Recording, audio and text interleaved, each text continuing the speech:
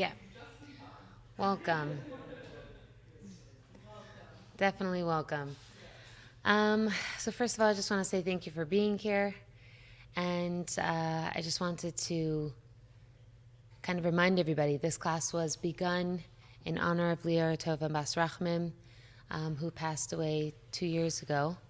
And it was recently her yahrzeit. And Lior was someone who deeply invested herself in connecting to Yiddishkeit, connecting to people, connecting to Chassidus. She came here to listen to Rabbi Wolf Shiurim.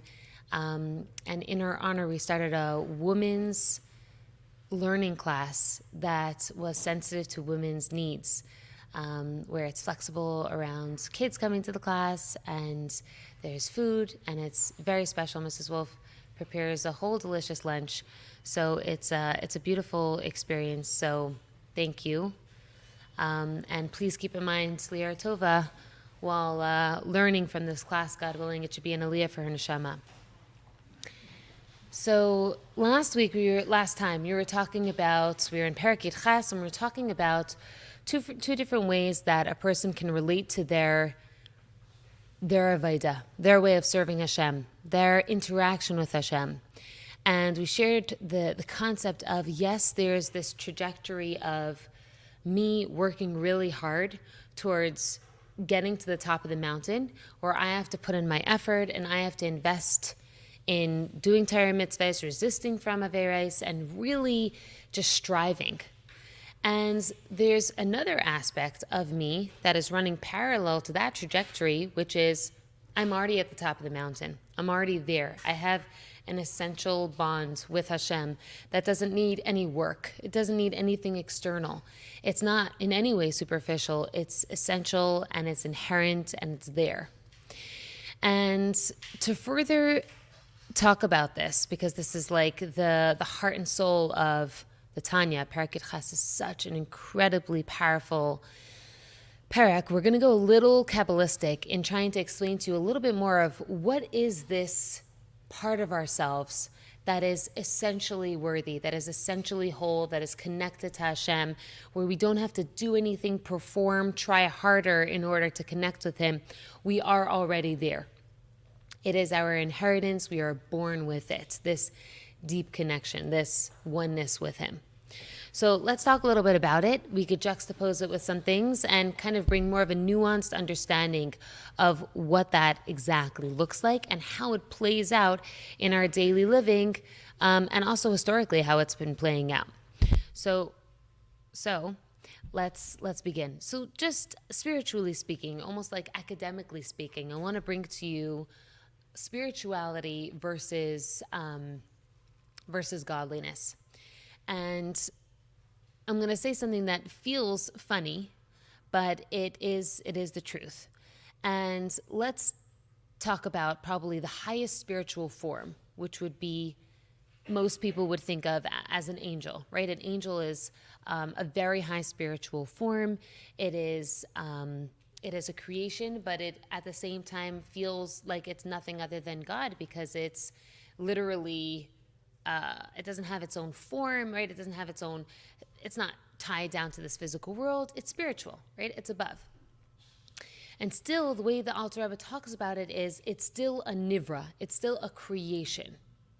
And he brings basically this very nuanced difference between what is kadosh, what is holy, what is kedusha, and what is the opposite, which is klipa, right? So just to remind you, kedusha is something not just that is holy, right? The literal translation would be something that's holy, something that is separate, and klipa would be something that is a shell, something that covers over, something that distances. What are we talking about? We're talking in the context of God. So something that is kadosh is something that is God-oriented. It is something that is Him, as opposed to a klipa. Klipa is something that is other-oriented. It is about the peel. It's covering over God. It's not allowing you to see Him in your experience, okay? So we very much know klipa, right? Our entire world is klipa. What we look around and see all the time is klipa, the covering over of God. We don't see Him clearly. We see klipa clearly. And yet the Alter Rebbe, and even Kabbalistically speaking, a malach is considered klipa. It's considered this concept. Why? You would think, no, klipa is this physical world, the mundane world, the materialistic world. That's where I could see that there's a covering over God, where I can't see the essence of God. But a malach, of course, is, it's a spiritual being. How could you say that it's klipa? And here's where that nuance really comes to play. What is kedusha? What is holy? Something that is God-oriented. Anything that is a creation is self-oriented. It's about itself. Its experience is its own reality. And as much as a malach sees God and really is driven to fulfill the purpose of God, and in ways that's all it could do, it has to fulfill the purpose of God, it still has an element within it which is self-oriented, right? It's about itself as opposed to being completely God, being completely subsumed by godliness. And yes, of course, it feels funny to talk about a malach in that way, but it just kind of illustrates the point very, very strongly, where, of course, we can understand about ourselves that we are a klipa, that we are a nivra, that we are a creation, that we are self-oriented. But you wouldn't think something that's spiritual, something that's intangible, something that, seemingly is close to God, how could that also be considered a nivra? And the idea is that the essence of what really ascertains whether something is kadosh, holy or not, is what its orientation is. Is it God-oriented or is it self-oriented? And any creation will be self-oriented. That is what creation is. It was created with the ability to see itself and stand and be here, as opposed to, if it was not able to see itself, it wouldn't be a creation. It would just be subsumed into God. Like, imagine holding up a match inside the sun. There's no match any longer. It's subsumed within the sun. It's no longer a creation. It's gone, right? It dissipates. It disappears. Being a creation means that I am something other than God, which means in a very subtle way, a malach also experiences nivra-ness, klipa, that separation, me being a creation, a self-oriented experience, okay? Why is this all important? Because in order to be holy, there has to be an element of humility. There has to be an element of intimacy with God. There has to be space. And a malach doesn't have that. He wasn't granted that ability. But there is only one thing in this world that was granted that ability to do that, which is a neshama. A neshama is not complete kedusha, where it's only God-oriented and it knows no other experience. A neshama is also not klipa, where it's only self-oriented and that's only my experience. A neshama is able to straddle both worlds. It's a conundrum. It has the ability to see itself as a nivra. It also has the ability to tap into kedusha, to holiness. How does it have that? The Alter Rebbe talks about something called chachmas haneshama. Chachmas haneshama literally means the wisdom of the neshama. But there is something there. There's like this key to be able to straddle both worlds that the neshama has, which is called chachma. And that's what I want to talk about, because that's the essence of what we were talking about last time and what we're going to be really highlighting today. What is chachma? What does it mean? How does it actualize itself in our everyday life? What is that part of ourselves that is humble, has an intimacy with God, creates space for God, that enables us as a creation to see Him and be God-oriented? That's chachma. How does it do that? What does that look like? Let's look at it, okay? So that was more like the theoretical aspect of what is chachma and how a neshama is able to be this conundrum. It's not just kedusha, not just klipa, it's able to straddle both worlds. And no one else is able to do that. Nothing else is able to do that. It's only when you're able to reveal the kedusha in something that is a klipa that you're able to bring that out, right? So at us, as a neshama, when we make a bracha on food, what we're doing is we're taking the klipa, we're removing the klipa, and allowing the kedusha to shine through. We're exposing the holiness of that physical, mundane object. The neshama is able to do that because it has this incredible ability called chachma. What is chachma? Let's dive into it.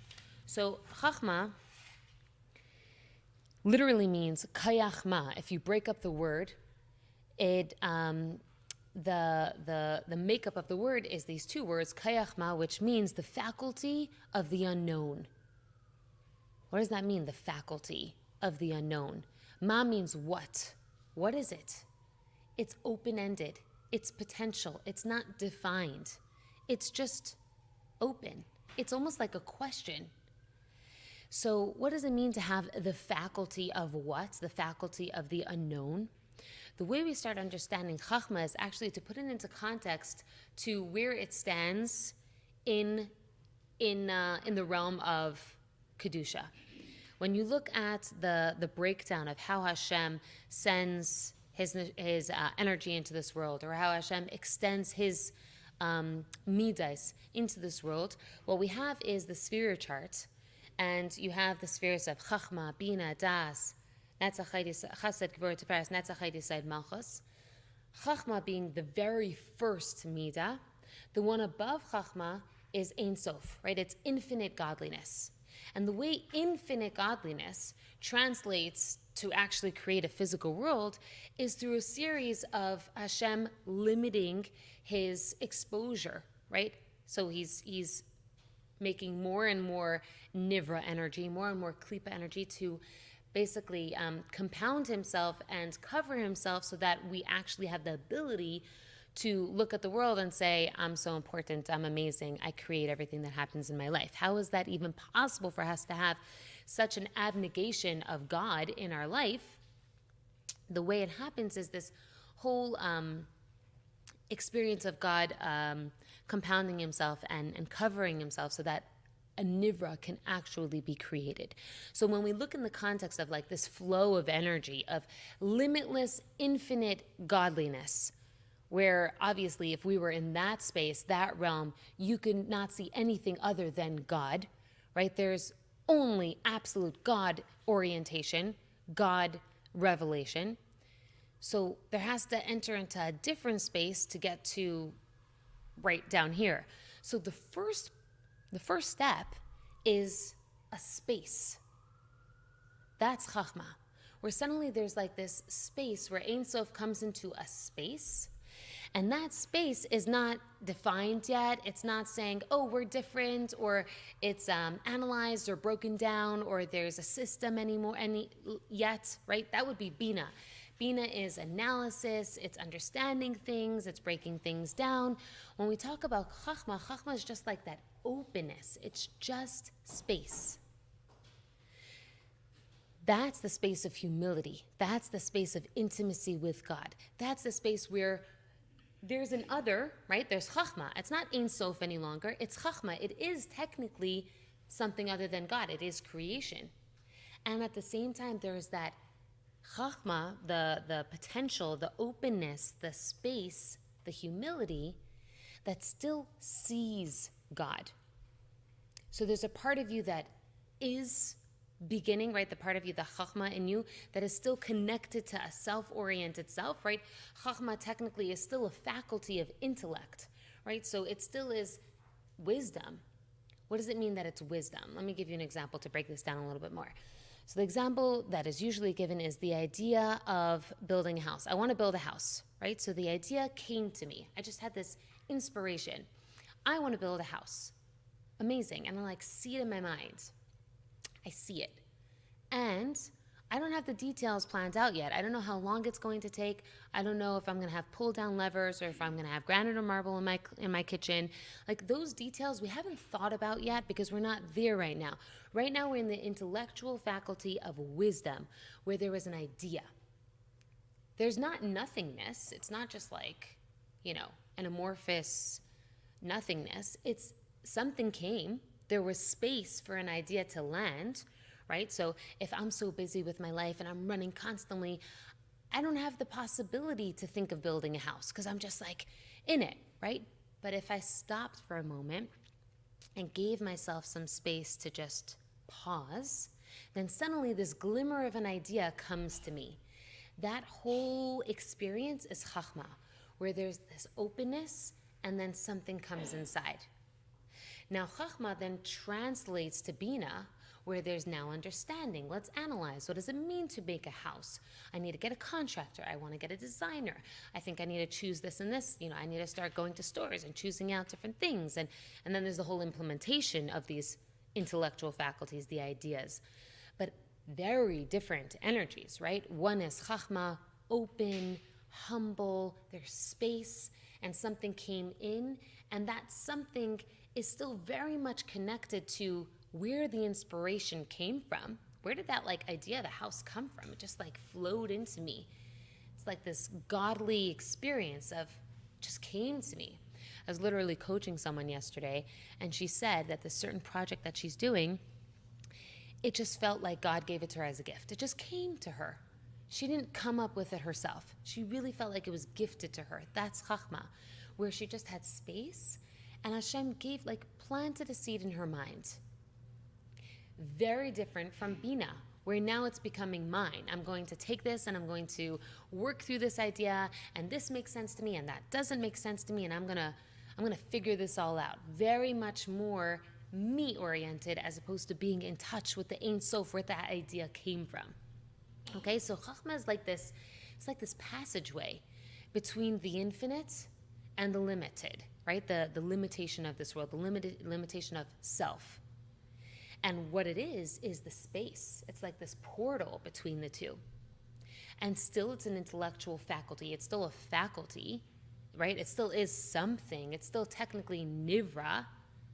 It's other than limitless of God. It's not absolute infinite.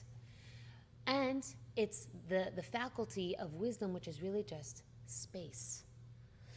And what does that translate into? What does that actually mean? So something that's important to look at when it comes to chachma is it's not analytical, right? So it very much ties into the part of ourselves that is not limited to something making sense. Now, why are we talking about this? Because the concept of emunah, the concept of believing in Hashem, knowing that Hashem exists, that very much links into the realm of chachma. Why? Because if it's bina, it's me understanding that there is a God in this world. Why? Because scientifically, right, there's reasons and answers and explanations. That would be the realm of bina. When we're talking about chachma, in ways it ties into something above intellect. It's beyond. It's connected to something that is beyond.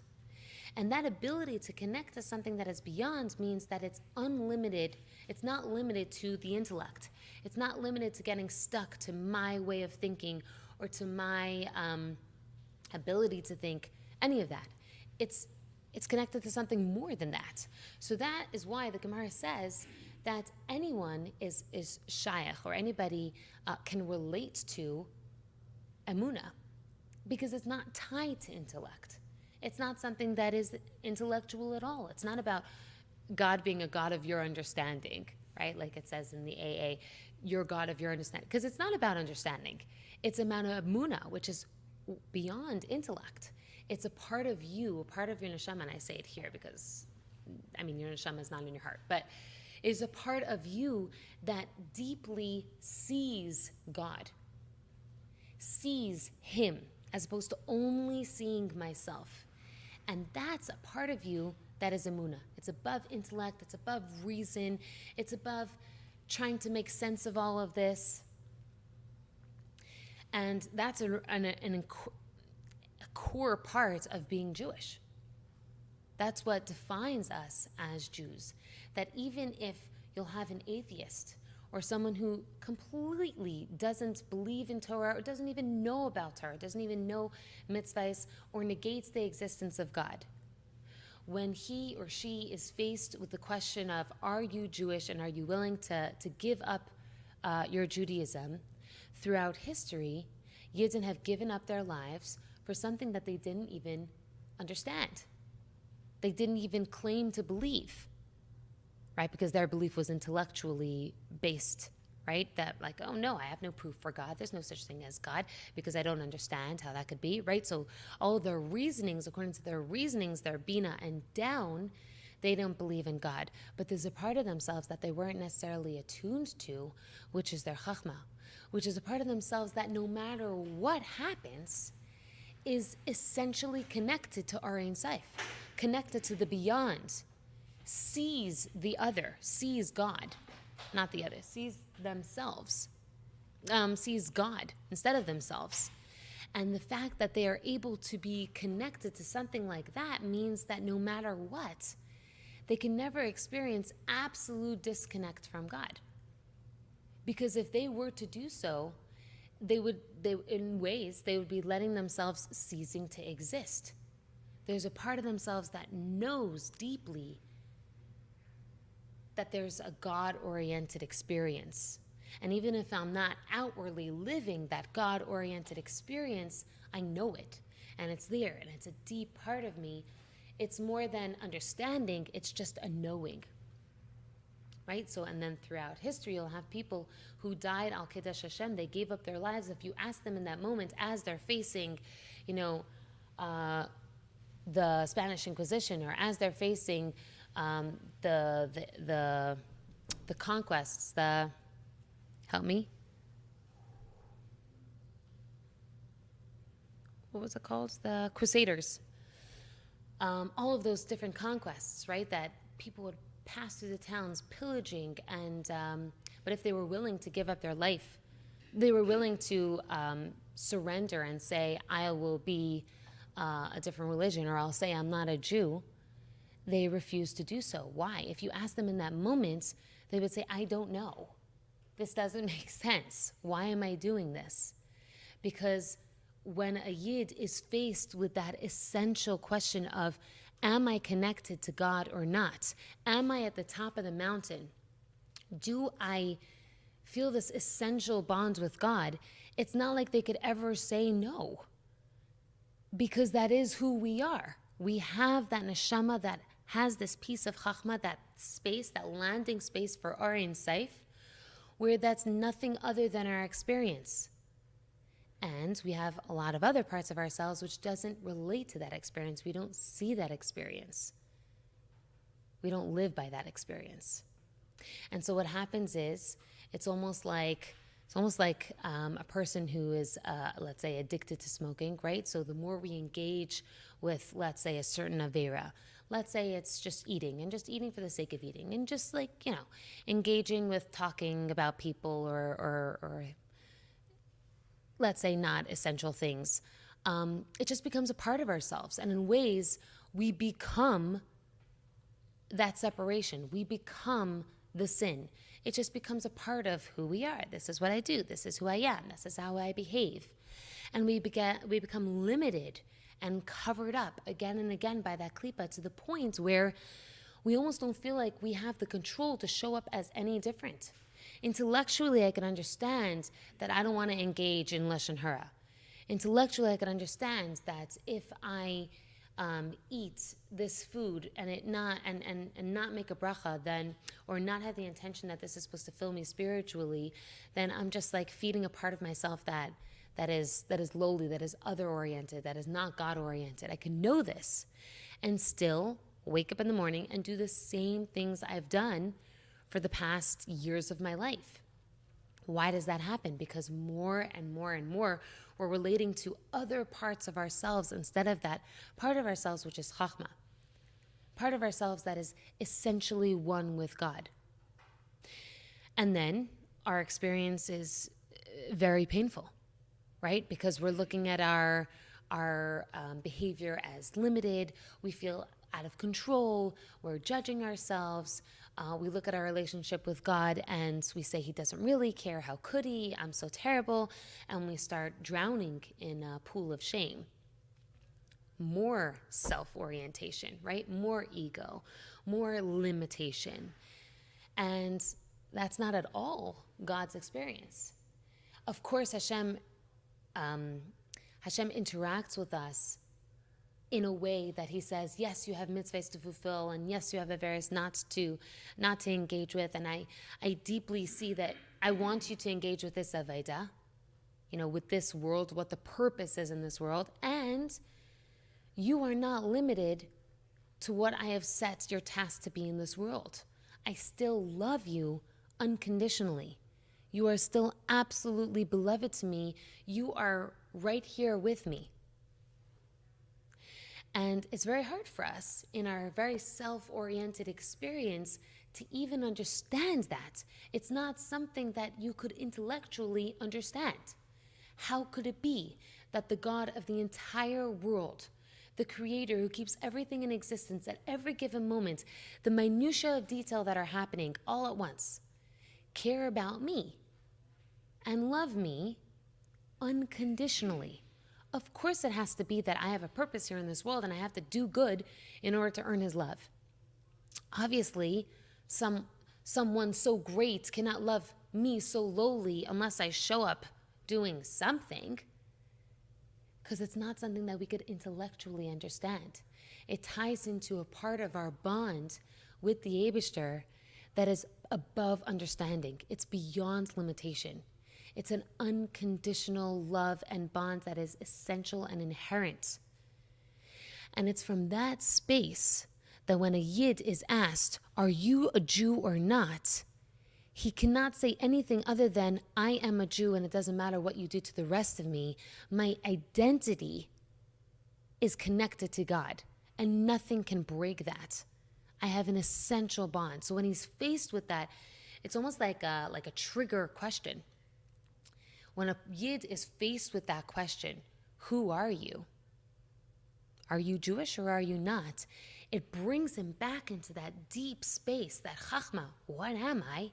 Of course I am Jew. This is who I am. I'm nothing other. And then he's willing to give up his life, al Kiddush Hashem. So what's very powerful to start thinking about and really start implementing when we look at this incredible parak is to look at the small ways throughout our day that we feel controlled by the things that we do. And we associate ourselves with those things.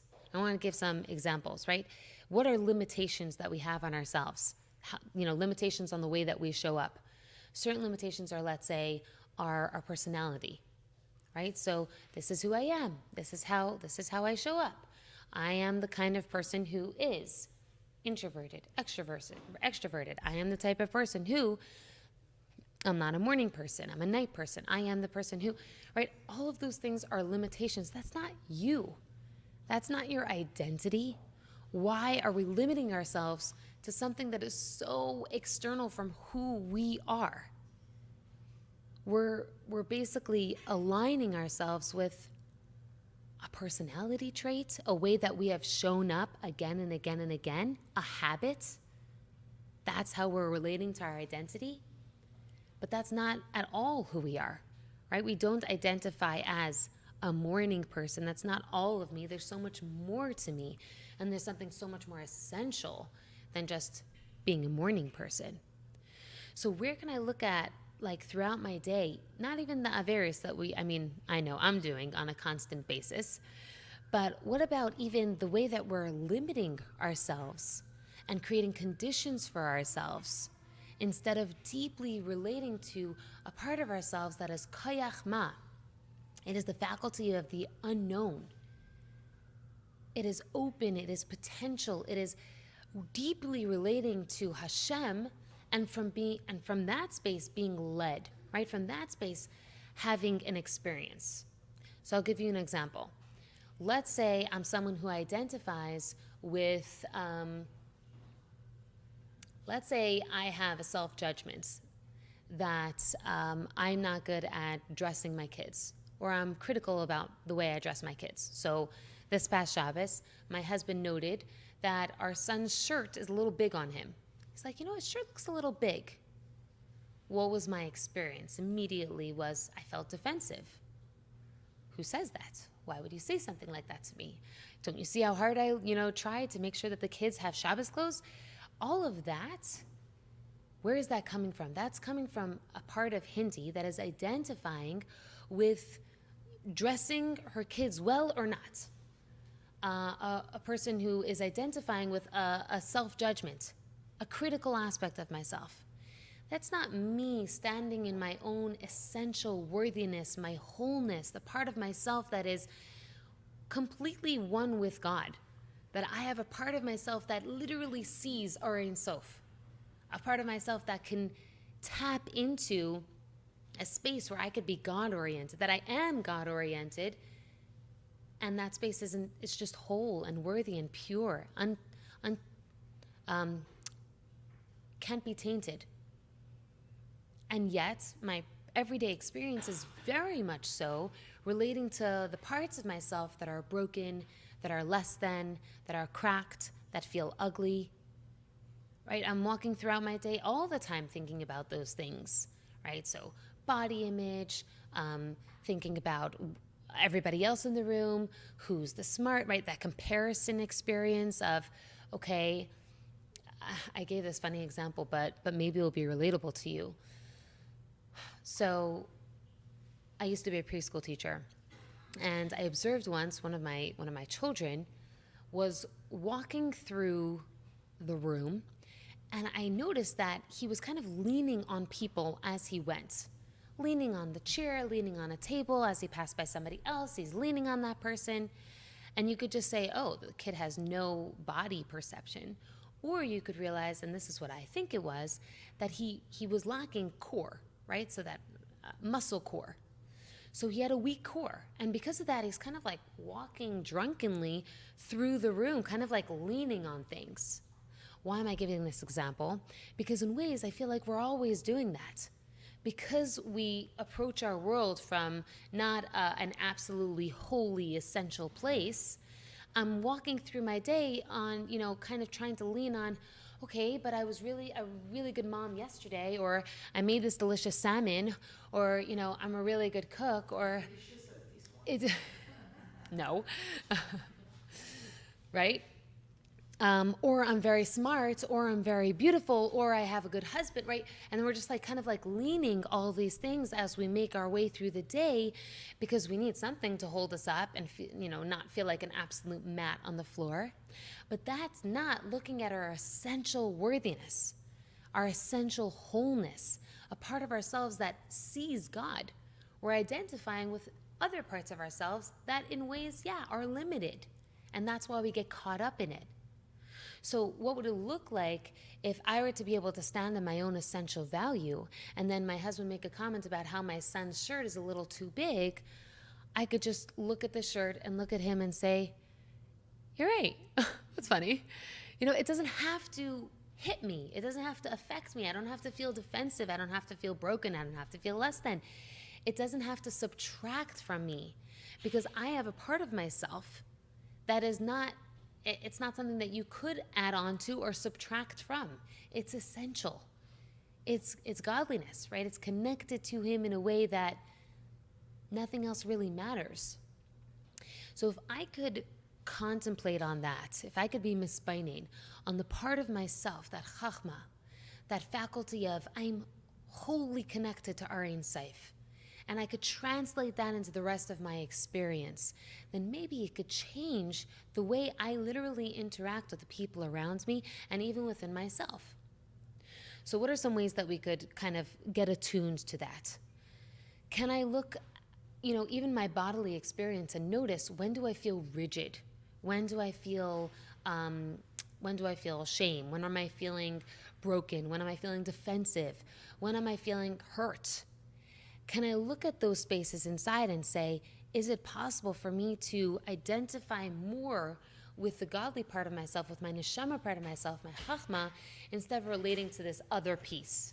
I'm not saying we don't have to live human lives. It's okay to be hurt, and it's okay to relate to the other very human parts of ourselves. Obviously, we are human. But it also is okay to relate to an essentially... one part of ourselves that is our true experience, and see if we could translate a little bit of that and pull a little bit of that into our real experience, right? We don't only need to relate to our human selves. We could also bring a little bit of our absolutely holy selves into our everyday lives. So I guess the questions that I want to leave off this class with are, Can I see where I show up as limited? Can I see where, even in my body, I could experience that I'm identifying with something that is not truly me?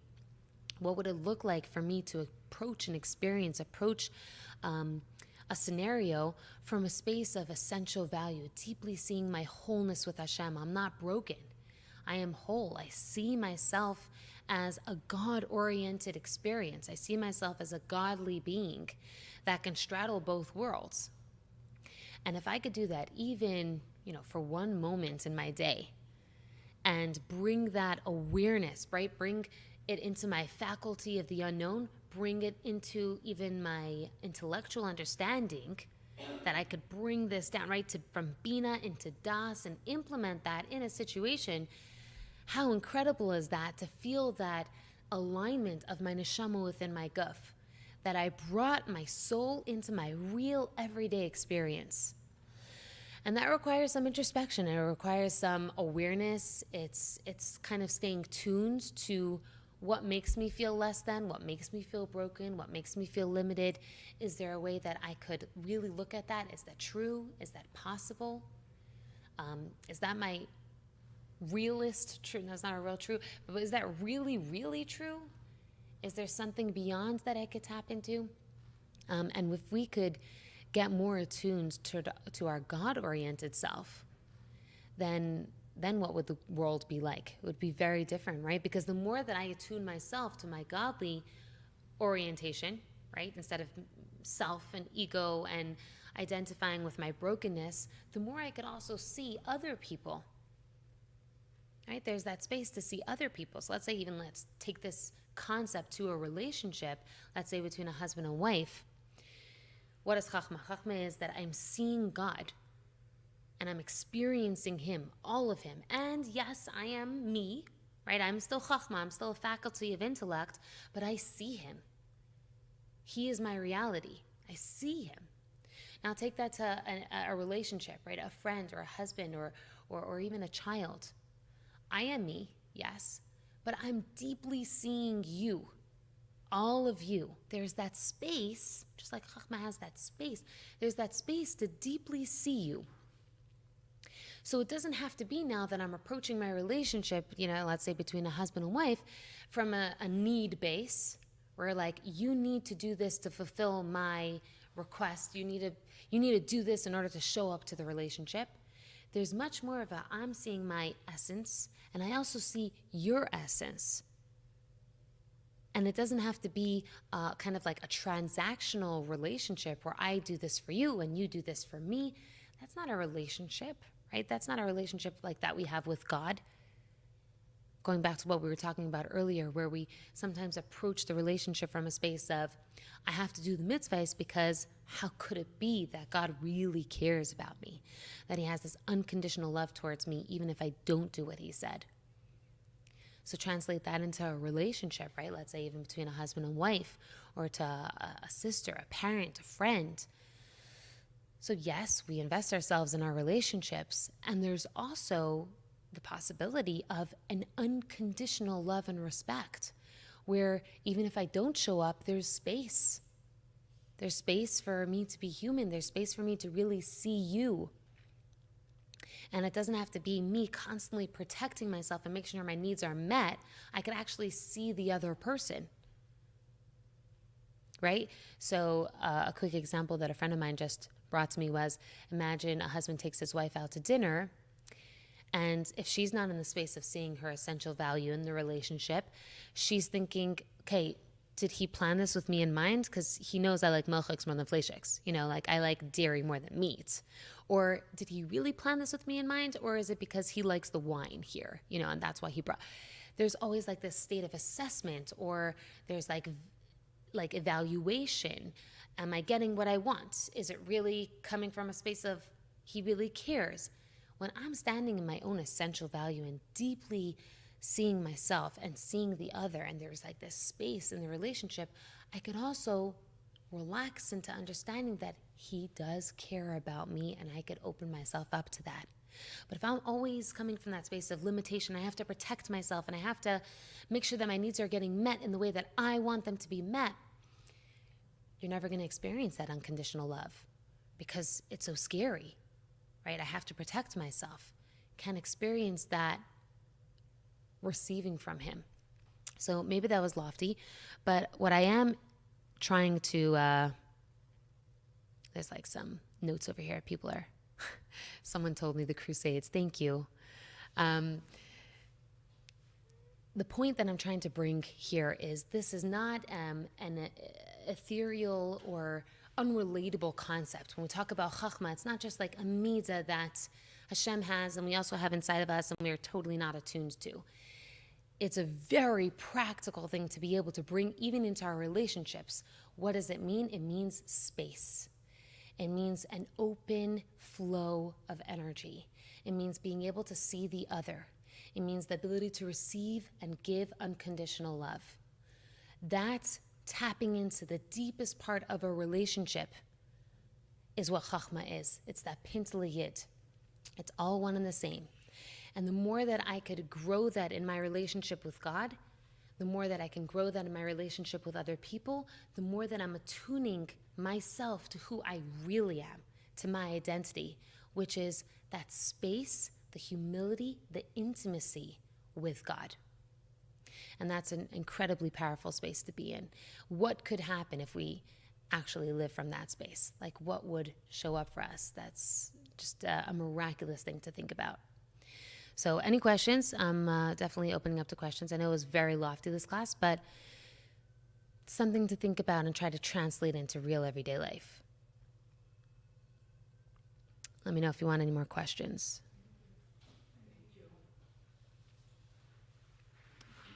You're welcome.